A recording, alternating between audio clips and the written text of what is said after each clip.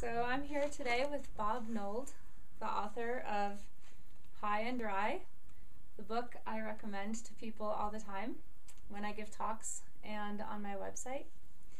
The subtitle is Gardening with Cold Hardy Dryland Plants.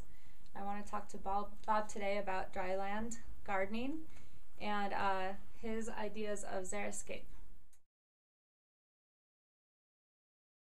Well, the xeriscape as practiced now is something that is to me completely unrecognizable from what it was originally intended to be, as at least as I see it, which was a garden in which the plants were changed in order to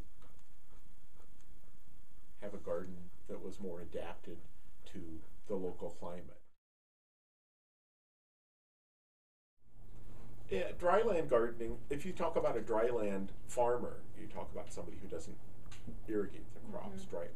So dryland gardening should be gardens that you don't water.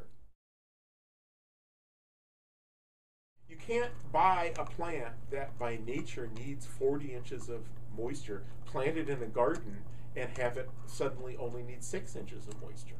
It's always going to need that 40 inches. There's never, ever going to be an instance anywhere in the world at any time where that plant will survive with less than 40 inches of moisture if 40 inches is its natural limit, minimum.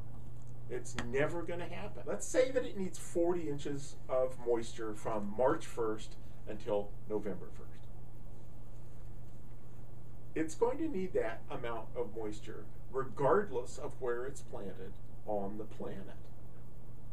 It's going to need it in this garden, it's going to need it in Seattle, it's going to need it in Florida, it's going to need it in Chile, Australia, wherever. It doesn't make any difference where it is.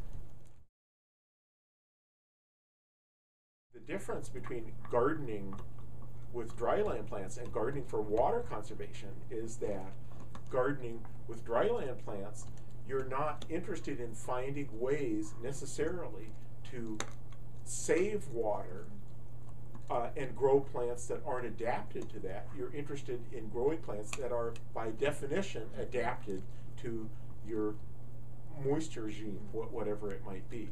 Mm-hmm. And so there is a difference there in that respect too, and also the intent. Well, I want to conserve water because for the planet or something like that, or I want my water bill to be lower or something like that. The intent is I want to grow a cliff rose in my front yard. That's the gardener talking, not water conservation. I don't have any interest in water conservation per se.